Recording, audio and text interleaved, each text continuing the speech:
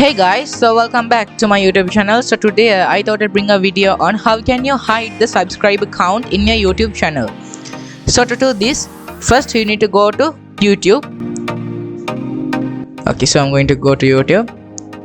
After that, you should go to the YouTube studio. After that, go to the settings icon right over here.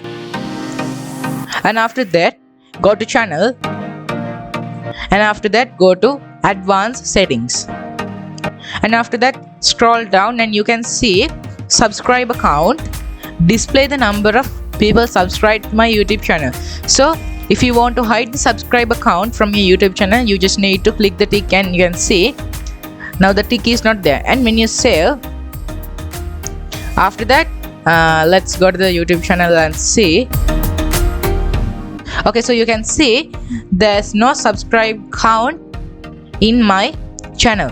So to make this visible, you need to go to your YouTube studio, and after that go to settings, go to channel, click advanced settings, scroll down, and in subscriber count put the tick again and save it. Okay, so when you go to our channel again, you can see how much subscribers do I have right now.